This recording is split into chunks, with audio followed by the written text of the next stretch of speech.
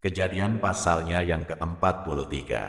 Tetapi hebat sekali kelaparan di negeri itu. Dan setelah gandum yang dibawa mereka dari Mesir habis dimakan, berkatalah ayah mereka, "Pergilah pula membeli sedikit bahan makanan untuk kita." Lalu Yehuda menjawabnya, "Orang itu telah memperingatkan kami dengan sungguh-sungguh, kamu tidak boleh melihat mukaku, jika adikmu itu tidak ada bersama-sama dengan kamu.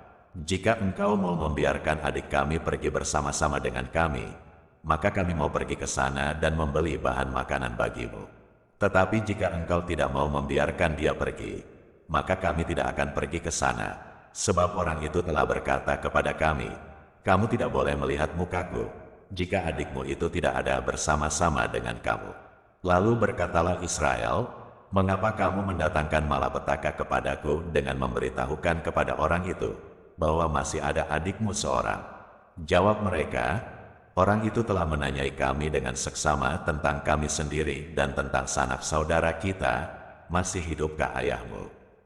Adakah adikmu lagi?' Dan kami telah memberitahukan semuanya kepadanya seperti yang sebenarnya. Bagaimana kami dapat menduga bahwa ia akan berkata, 'Bawalah kemari adikmu itu.' Lalu berkatalah Yehuda kepada Israel, ayahnya, 'Biarkanlah anak itu pergi bersama-sama dengan aku, maka kami akan bersiap dan pergi, supaya kita tetap hidup dan jangan mati, baik kami maupun engkau dan anak-anak kami. Akulah yang menanggung dia, engkau boleh menuntut dia daripadaku. Jika aku tidak membawa dia kepadamu dan menempatkan dia di depanmu, maka akulah yang berdosa terhadap engkau untuk selama-lamanya. Jika kita tidak berlambat-lambat, maka tentulah kami sekarang sudah 2 kali pulang.' Lalu Israel, ayah mereka, berkata kepadanya, 'Jika demikian, perbuatlah begini, ambillah hasil yang terbaik dari negeri ini dalam tempat gandummu dan bawalah kepada orang itu sebagai persembahan, sedikit balsam dan sedikit madu, damar dan damar ladan, buah kemiri dan buah badam.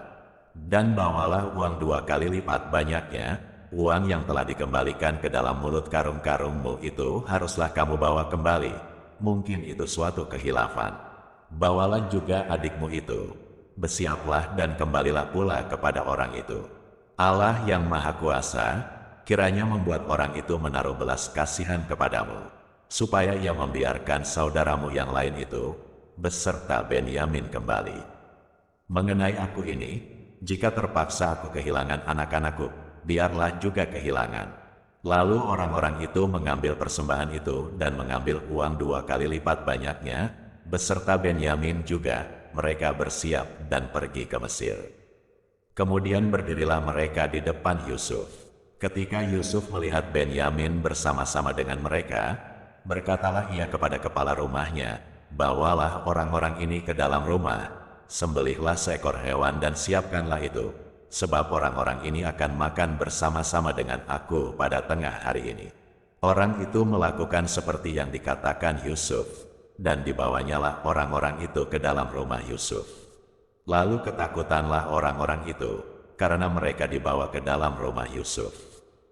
Kata mereka, 'Yang menjadi sebab kita dibawa ke sini, ialah perkara uang yang dikembalikan ke dalam karung kita pada mulanya itu, supaya kita disergap dan ditangkap, dan supaya kita dijadikan budak dan keledai kita diambil.' Karena itu mereka mendekati kepala rumah Yusuf itu, dan berkata kepadanya di depan pintu rumah, 'Mohon bicara Tuan. Kami dahulu datang kemari untuk membeli bahan makanan, tetapi ketika kami sampai ke tempat bermalam, dan membuka karung kami, tampaklah uang kami masing-masing, dengan tidak kurang jumlahnya ada di dalam mulut karung. Tetapi sekarang kami membawanya kembali. Uang lain kami bawa juga kemari, untuk membeli bahan makanan.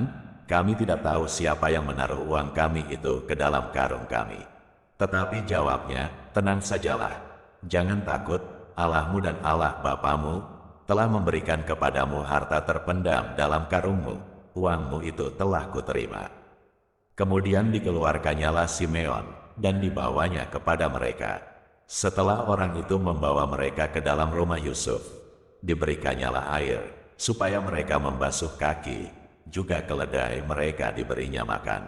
Sesudah itu mereka menyiapkan persembahannya, menantikan Yusuf datang pada waktu tengah hari, sebab mereka telah mendengar bahwa mereka akan makan di situ.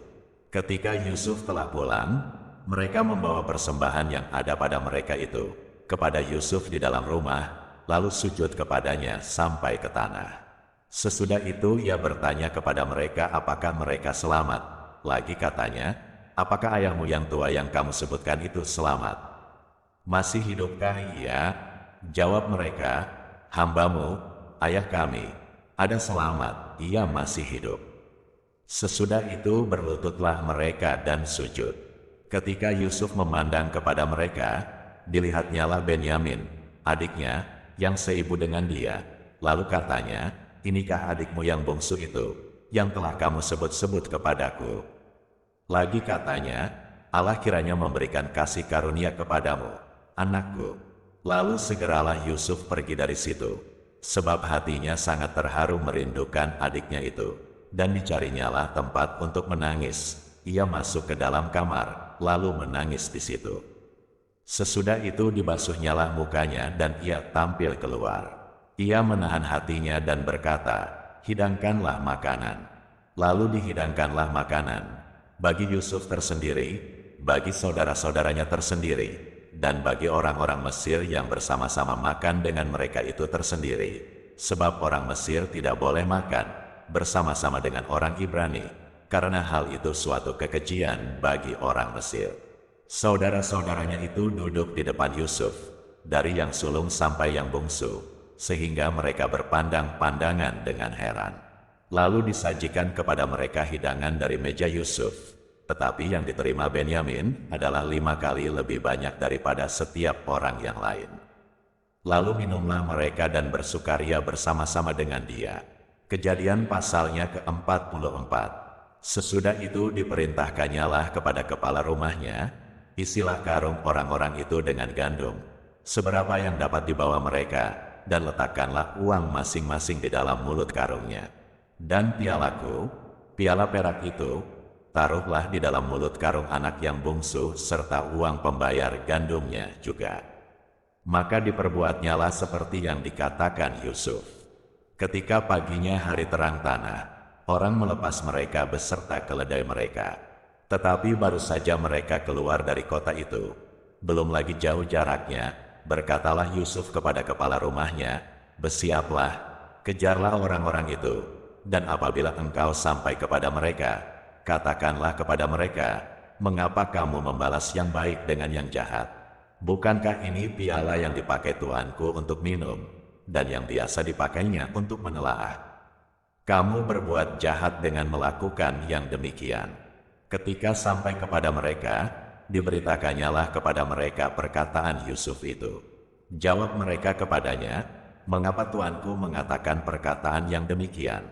Jauhlah daripada hamba-hambamu ini untuk berbuat begitu.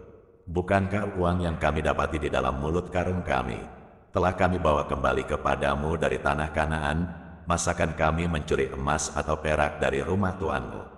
Pada siapa dari hamba-hambamu ini kedapatan piala itu, biarlah ia mati, juga kami ini akan menjadi budak tuanku.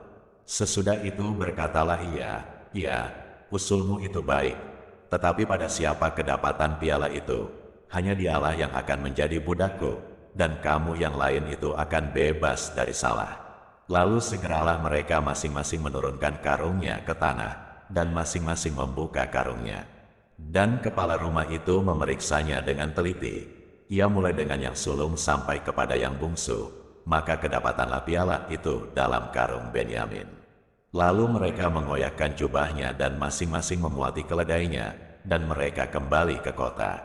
Ketika Yehuda dan saudara-saudaranya sampai ke dalam rumah Yusuf, Yusuf masih ada di situ. Sujudlah mereka sampai ke tanah di depannya.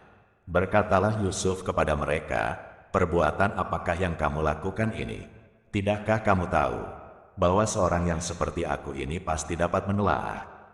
Sesudah itu berkatalah Yehuda, apakah yang akan kami katakan kepada tuanku? Apakah yang akan kami jawab? Dan dengan apakah kami akan membenarkan diri kami? Allah telah memperlihatkan kesalahan hamba-hambamu ini.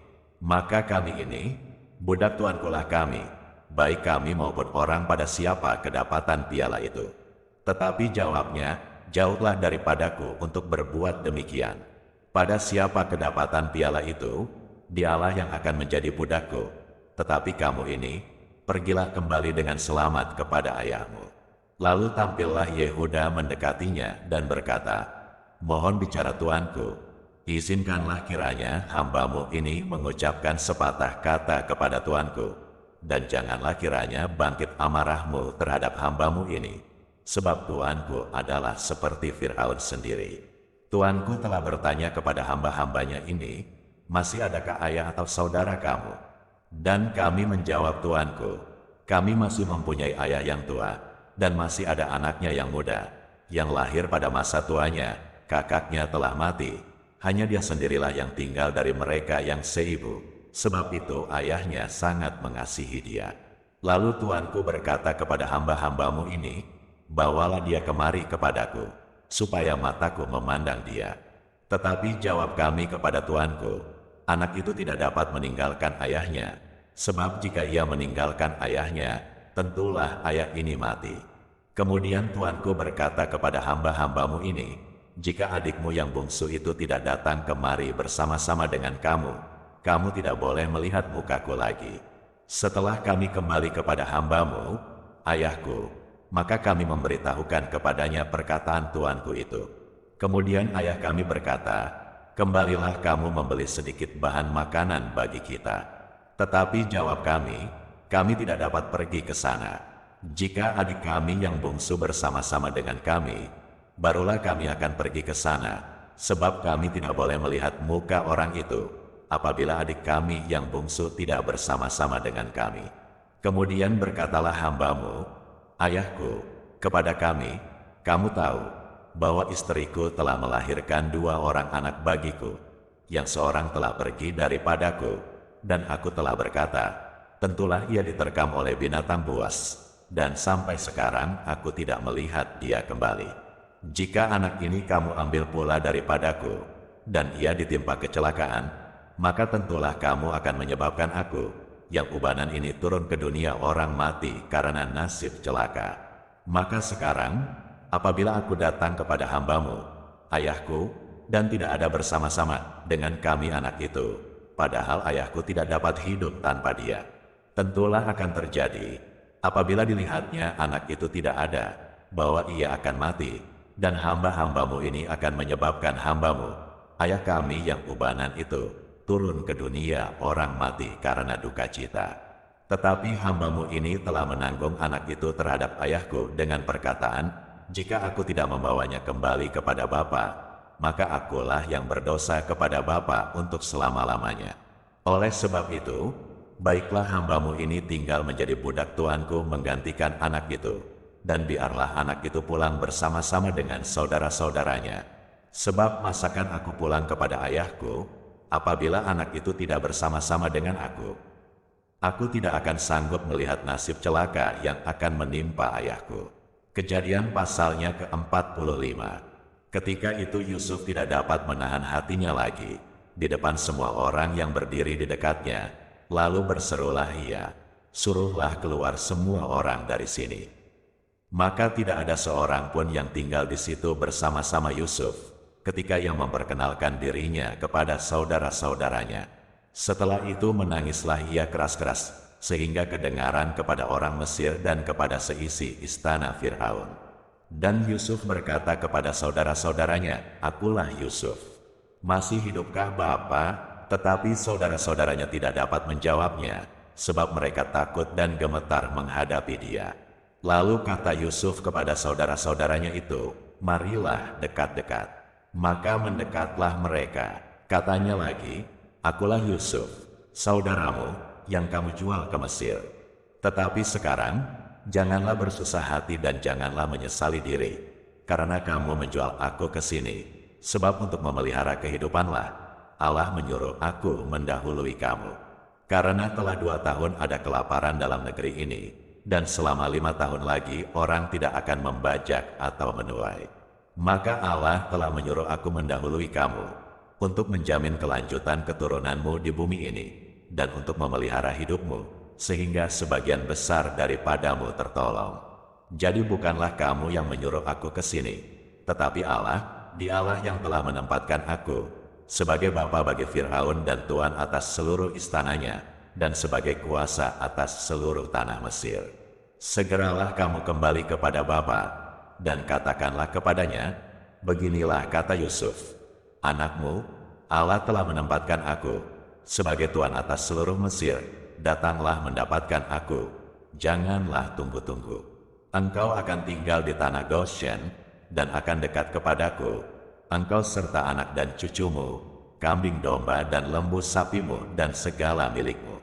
Di sanalah aku memelihara engkau, sebab kelaparan ini masih ada 5 tahun lagi, supaya engkau jangan jatuh miskin, bersama seisi rumahmu dan semua orang yang ikut serta dengan engkau. Dan kamu telah melihat dengan mata sendiri, dan saudaraku Benyamin juga, bahwa mulutku sendiri mengatakannya kepadamu. Sebab itu ceritakanlah kepada Bapa segala kemuliaanku di negeri Mesir ini, dan segala yang telah kamu lihat. Kemudian segeralah bawa Bapa kemari. Lalu dipeluknyalah leher Benyamin, adiknya itu, dan menangislah ia, dan menangis pulalah Benyamin pada bahu Yusuf. Yusuf mencium semua saudaranya itu dengan mesra, dan ia menangis sambil memeluk mereka. Sesudah itu barulah saudara-saudaranya bercakap-cakap dengan dia. Ketika dalam istana Firaun terdengar kabar bahwa saudara-saudara Yusuf datang, hal itu diterima dengan baik oleh Firaun dan pegawai-pegawainya. Lalu berkatalah Firaun kepada Yusuf, katakanlah kepada saudara-saudaramu, buatlah begini, muatilah binatang-binatangmu dan pergilah ke tanah Kanaan, jemputlah ayahmu dan seisi rumahmu, dan datanglah mendapatkan aku, maka aku akan memberikan kepadamu apa yang paling baik di tanah Mesir, sehingga kamu akan mengecap kesuburan tanah ini.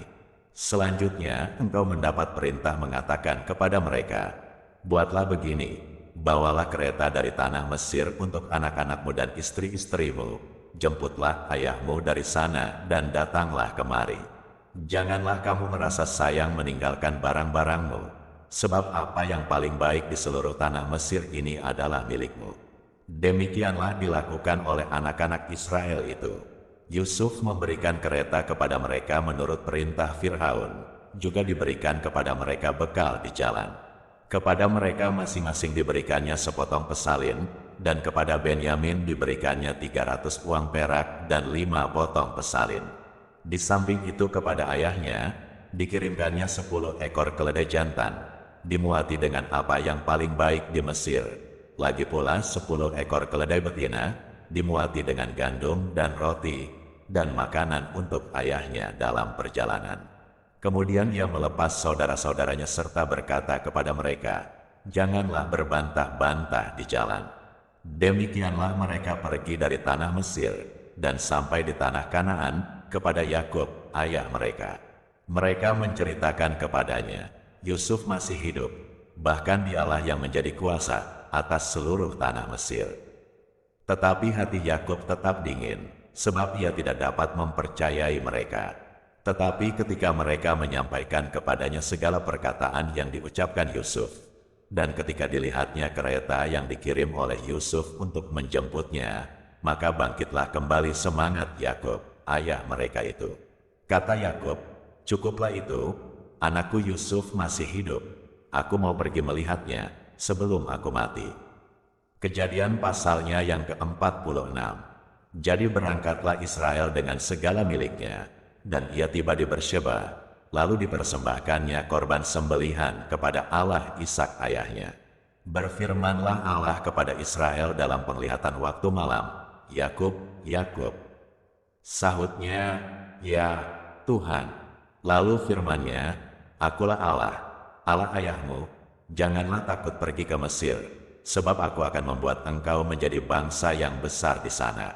Aku sendiri akan menyertai engkau pergi ke Mesir, dan tentulah aku juga akan membawa engkau kembali, dan tangan Yusuflah yang akan mengatupkan kelopak matamu nanti. Lalu berangkatlah Yakub dari Bersyeba, dan anak-anak Israel membawa Yakub, ayah mereka, beserta anak dan istri mereka, dan mereka menaiki kereta yang dikirim Fir'aun untuk menjemputnya. Mereka membawa juga ternaknya dan harta bendanya yang telah diperoleh mereka di tanah Kanaan, lalu tibalah mereka di Mesir, yakni Yakub dan seluruh keturunannya bersama-sama dengan dia. Anak-anak dan cucu-cucunya laki-laki dan perempuan, seluruh keturunannya dibawanyalah ke Mesir. Inilah nama-nama Bani Israel yang datang ke Mesir, yakni Yakub beserta keturunannya. Anak sulung Yakub ialah Ruben. Anak-anak Ruben ialah Henok, Palu, Hezron, dan Karmi. Anak-anak Simeon ialah Yemuel, Yamin, Ohat, Yahin, dan Zohar, serta Saul, anak seorang perempuan Kanaan. Anak-anak Lewi ialah Gerson, Kehat, dan Merari. Anak-anak Yehuda ialah Onan, Shela, Peres, dan Zerah, tetapi dan Onan mati di tanah Kanaan, dan anak-anak Peres ialah Hezron dan Hamul. Anak-anak Isakar ialah Tola, Pua, Ayub, dan Simron. Anak-anak Zebulon ialah Seret, Elon, dan Yahlil. Itulah keturunan Lea yang melahirkan bagi Yakub di Padan Aram, anak-anak lelaki serta Dina juga anaknya yang perempuan. Jadi seluruhnya, laki-laki dan perempuan, berjumlah 33 jiwa. Anak-anak Gad ialah Zifyon, Hagi, Shuni, Esbon, Eri, Arodi, dan Areli. Anak-anak Asher ialah Yimna, Yiswa, Yiswi, dan Beria. Serah ialah saudara perempuan mereka, dan anak-anak Beria ialah Heber dan Malkil. Itulah keturunan Zilpa, yakni hamba perempuan yang telah diberikan Laban kepada Lea, anaknya perempuan, dan yang melahirkan anak-anak bagi Yakub, seluruhnya 16 jiwa. Anak-anak Rahel, istri Yakub, ialah Yusuf dan Benyamin. Bagi Yusuf lahir Manasye dan Efraim di tanah Mesir, yang dilahirkan baginya oleh Asnat, anak perempuan Potifera, imam di On. Anak-anak Benyamin ialah Bela, Beker, Asbel, Gera, Naman, Ehi, Ros, Mupim, Hupim, dan Aret. Itulah keturunan Rahel yang telah lahir bagi Yakub, seluruhnya berjumlah 14 jiwa. Anak dan ialah Husim. Anak-anak Naftali ialah Yahzil, Guni, Yezer, dan Shilem. Itulah keturunan Bilha, yakni hamba perempuan yang diberikan Laban kepada Rahel, anaknya yang perempuan, dan yang melahirkan anak-anak itu bagi Yakub, seluruhnya berjumlah 7 jiwa. Semua orang yang tiba di Mesir bersama-sama dengan Yakub, yakni anak-anak kandungnya, dengan tidak terhitung istri anak-anaknya, seluruhnya berjumlah 66 jiwa. Anak-anak Yusuf yang lahir baginya di Mesir ada 2 orang. Jadi keluarga Yakub yang tiba di Mesir, seluruhnya berjumlah 70 jiwa.